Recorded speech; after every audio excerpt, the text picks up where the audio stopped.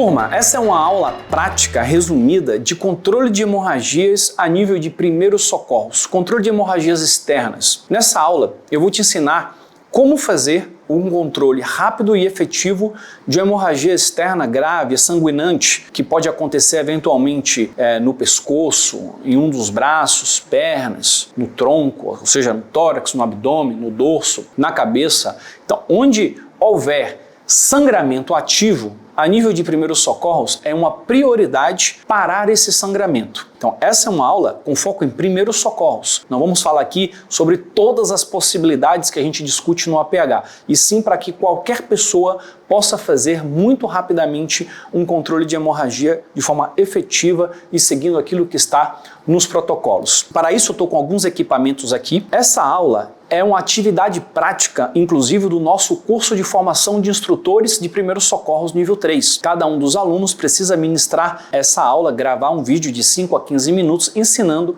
como fazer o controle de hemorragia. Então esse vídeo, além de aproveitar para te ensinar as técnicas, também serve como exemplo para que os nossos alunos possam também gravar os seus vídeos posteriormente. Estou aqui com alguns equipamentos. Aqui tem um simulador que pode simular aqui um membro superior, por exemplo. Trata-se aqui de um macarrão de piscina, algo bem simples, fácil de ser construído. Aqui nós temos um simulador um pouco mais sofisticado, feito pelo Rodrigo do Quero Simuladores, mostrando aqui 2 ferimentos. E aqui também pelo Rodrigo uma caixinha onde a gente pode treinar o preenchimento de feridas. Você não precisa necessariamente ter esses simuladores no início para você ministrar ou gravar esse vídeo. Você pode fazer isso, por exemplo, utilizando um macarrão de piscina e progressivamente, no decorrer do seu desenvolvimento como instrutor, você pode adquirir materiais como esses. Então nós temos aqui alguns equipamentos, materiais que podem ajudar no controle de hemorragia. Aqui nós temos um pacotinho de gaze, aqui nós temos uma compressa cirúrgica, aqui nós temos diferentes tipos de ataduras de crepom, aqui nós temos uma bandagem chamada de bandagem israelense, que é um equipamento um pouco mais específico, uma própria camisa, um pano limpo a nível de primeiros socorros pode ser útil, e também existem torniquetes de extremidades. E aí eu vou ensinar para vocês como a gente faz a pressão direta, preenchimento de feridas, um curativo compressivo e um torniquete de extremidade. Lembrando que esse vídeo ele tem entre 5 e 15 minutos no máximo. Bom, caso exista uma hemorragia ativa num sítio como esse aqui, e eu não tenho um kit de primeiros socorros, eu posso utilizar uma camisa, algum pano limpo, fazer aqui uma pressão em cima do local do ferimento e manter essa pressão no local, caso seja um sangramento importante, até a chegada do suporte avançado ou suporte básico, até a chegada do SAMU. Então é importante que no caso de uma hemorragia muito grave, que seja acionado o serviço móvel de atendimento pré-hospitalar e que o socorrista fique aqui mantendo essa pressão contínua. Caso seja algum local que não exista a possibilidade da chegada do serviço de APH móvel, essa vítima precisa ser transportada para um hospital, mantendo a pressão o tempo todo. Essa mesma pressão ela pode ser feita caso você tenha algum kit de primeiros socorros. Então imagine que aqui eu tenho um pacotinho aqui de gaze como esse, eu posso dobrar, aplicar no sítio do sangramento e fazer a pressão para parar esse sangramento. Aí você vai colocar a quantidade que você julgar necessária, dependendo do tamanho do ferimento. Isso pode ser feito também utilizando aqui, uma atadura de crepom. Eu vou desdobrar ela um pouquinho assim, até fazer esse pequeno chumaço que eu posso apoiar aqui em cima, e aí depois, com o restante, fazendo ponto de pressão, mantenho a pressão aqui no local. Isso aqui é mais um exemplo, uma forma de fazer a pressão direta. Outra forma está aqui, uma própria compressa cirúrgica, onde eu vou fazer também um ponto de pressão. Isso é muito importante para a gente poder manter essa pressão e parar esse sangramento.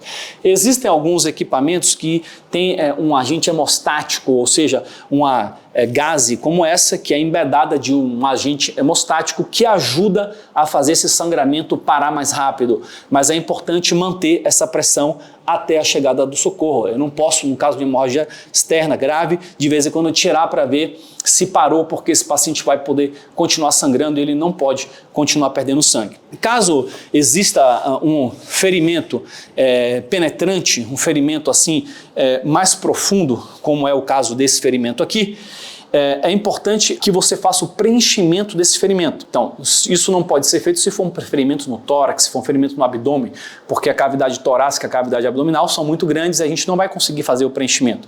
Mas um ferimento, por exemplo, na região da coxa, um ferimento aqui no mais profundo em região de braço, alguma região como essa, por exemplo, aqui nessa região aqui do pescoço, eu posso fazer da seguinte forma: eu vou introduzir aqui. E o ideal é que isso seja feito com equipamentos específicos, especificamente desenvolvido para preenchimento, como por exemplo, gases em Z-folds, né, que tem um formato de Z que a gente pode ir preenchendo, e algumas delas inclusive embedadas de agente hemostático. Uma vez que eu preenchi, que eu vejo que não cabe mais, que toda a cavidade está preenchida, eu faço a mesma coisa que eu aprendi na pressão direta. Finalizo de desenrolar aqui até fazer esse pontinho de pressão e vou fazer esse ponto de pressão por cima. Ou seja, fiz o preenchimento da cavidade e faço a pressão por cima, e assim eu estou fazendo uma pressão em 360 graus ali em todo o ferimento, em toda a cavidade que pode estar tendo vários pontos de sangramento. Dessa forma, nós aprendemos aqui a fazer duas técnicas: pressão direta e um preenchimento de ferida, que pode ser a primeira opção. A não ser que você já perceba algum sangramento muito grave em um dos membros, você já pode começar, caso você tenha um kit de primeiros socorros, você já pode começar imediatamente utilizando um torniquete de extremidades. Aqui nós temos alguns tipos de torniquetes. Esses três aqui são de um fabricante brasileiro chamado Desmodus, e esse aqui é de um fabricante americano, que aqui é o CAT, e perceba que eles têm várias cores. Existe a cor azul, que é uma cor desenvolvida para treinamento. Por mais que seja um torniquete igualzinho ao laranja aqui, por exemplo, ele tem a mesma eficácia no uso, mas por uma convenção ele é feito para utilizar em treinamentos. Caso haja uma foto, um vídeo de uma técnica sendo mal executada, a gente sabe que aquilo ali é um treinamento. O laranja foi desenvolvido para uso civil, para que ele seja visto, por exemplo, o SAMU vai utilizar o laranja, porque uma vez colocado no paciente lá no hospital, tem que ser visto que tem um torniquete ali para que ele não seja esquecido ali no local. E existem algumas cores mais escuras, preto, por exemplo, ou no caso da Desmodus tem alguns verdes, tem algumas cores coiote, que são camuflados, né, para sair na cor da farda das Forças Armadas, militares, polícia, etc., porque o objetivo é que eles não sejam vistos, tá? Mas tem que ser retirado posteriormente. Então aqui, por exemplo, caso eu perceba que esse paciente está com a hemorragia, por exemplo, no membro inferior, ou eu mesmo estou com essa hemorragia no membro inferior, nesse caso aqui, eu posso fazer uma autoaplicação, eu posso aplicar também na vítima. Aqui existe essa fivela do torniquete, eu vou passar aqui por dentro dessa fivela dessa forma e coloco o mais alto possível no membro, ou seja, o mais próximo aqui da região inguinal ou o mais próximo da axila. Essa é a forma de ser colocado inicialmente torniquete. E aqui eu vou ajustar e fixar aqui o velcro, de tal forma que o meu dedo não possa passar. Uma vez feito isso, eu vou pegar aqui o molinete e vou girar esse molinete, e aí ele vai pressionar esse torniquete no meu membro até parar a minha hemorragia, ou seja, ele vai ter que interromper o fluxo arterial. Feito isso, ele vai ser aqui fixado dessa forma. É importante aqui, todo torniquete, ele tem um local para escrever o horário. Então aqui, o horário que ele foi aplicado, ele vai ser escrito com um piloto, tá? Então nesse torniquete aqui é dessa forma, nesse outro torniquete, por exemplo, o CAT, que eu vou fazer aqui uma demonstração de um exemplo de uma aplicação, uma autoaplicação agora no membro superior. Então aqui eu vou estar fazendo assim. Posicionei, imagine que eu esteja aqui com a hemorragia no meu membro superior. Posicionei aqui, torniquete, o mais alto e apertado possível, e aí puxo aqui para mim. Se eu estivesse aplicando numa vítima, eu iria puxar para o lado externo. Puxo aqui com o meu outro braço, ajusto bem no corpo, faço o ajuste e fixo aqui o velcro. Uma vez fixado o velcro, eu vou girar o meu molinete até parar essa hemorragia, ok, o máximo que der, e aí no final eu vou terminar de passar ele aqui para ele não ficar solto dessa forma. Posso fazer, por exemplo, assim, e aí eu tenho aqui esse fechamento do time e aqui eu escrevo o horário. Aqui eu fiz uma demonstração de autoaplicação em membro inferior com Desmodus e fiz um exemplo de uma autoaplicação em membro superior com um CAT.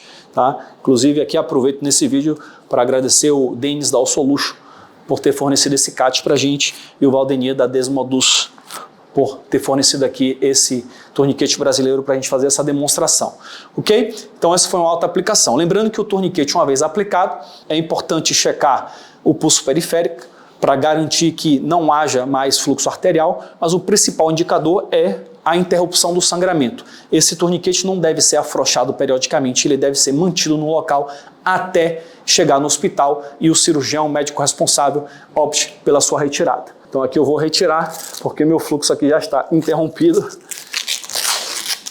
Portanto, aqui está a técnica de torniquete de extremidade, lembrando que pode ser a primeira opção no caso de uma hemorragia exsanguinante em membros. Bom, por fim, a última técnica que eu gostaria de mostrar para vocês aqui é a técnica do curativo compressivo.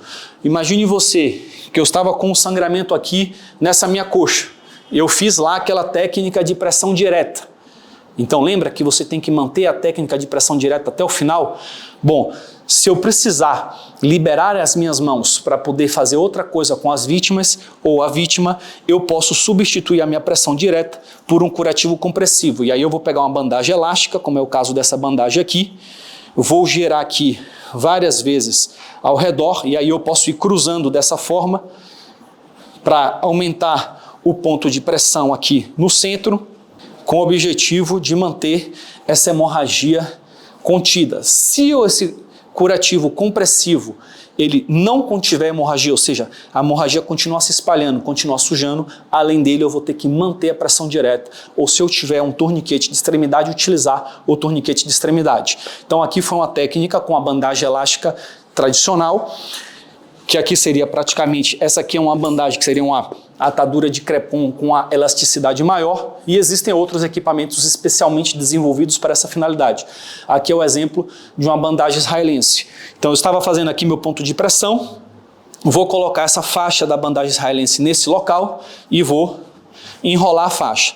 A diferença dessa é que existe essa estrutura aqui, onde eu vou passar por essa estrutura e eu posso voltar do mesmo lado que eu fui, e aqui eu continuo mantendo a pressão aqui, direta. E aí eu posso agora voltar no sentido contrário para manter essa pressão e uma vez essa pressão de cima para baixo e posteriormente eu finalizo de passar a minha bandagem israelense. E uma vez que eu finalizei 100%, existe esse ganchinho que eu consigo fixar dos dois lados aqui para ela ser mantida na posição. Obviamente, se continuar sangrando, eu vou utilizar essa pecinha para continuar fazendo a pressão direta. Portanto, essas são algumas das formas da gente fazer um controle de hemorragia a nível de primeiros socorros. Pressão direta, se necessário preenchimento de ferida, se eu tiver algum dispositivo com agente hemostático embedado, ótimo. Temos o curativo compressivo, caso eu precise liberar as mãos, mas se não for suficiente eu vou manter a pressão direta, e ferimentos exsanguinantes em extremidades, torniquete de extremidade. Azul para treinamento, laranja para uso civil, SAMU, etc. E o camuflado, o escuro, para as forças armadas, para forças de segurança. Portanto, essa foi nossa aula de controle de hemorragia a nível de primeiros socorros, onde nós mostramos algumas técnicas básicas que qualquer cidadão pode dominar e deve dominar, e idealmente devem existir kits, assim como 10 em locais públicos devem existir, como já está começando a ter nos Estados Unidos, kits de controle de hemorragia disponíveis para conseguir parar o mais rapidamente a hemorragia, que é o que mais mata no trauma. Portanto, é prioridade para essas hemorragias. Bom, lembrando que essa aula foi uma aula resumida de 5 a 15 minutos e que é uma atividade prática da formação de instrutores de primeiros socorros nível 3 do IBRAP, onde cada um dos alunos em formação precisa gravar um vídeo como esse para mandar para a gente. São 3 vídeos, um de SBV, um de controle de hemorragia e um de engasgo especificamente. E esse vídeo, além de te ensinar, serve também como exemplo para os nossos alunos. Obrigado por ter acompanhado até aqui. Caso você esteja assistindo no YouTube, deixe o seu like, se inscreva no canal e deixe nos comentários alguma informação adicional, alguma dúvida que tenha ficado. Obrigado, um grande abraço, tchau, tchau.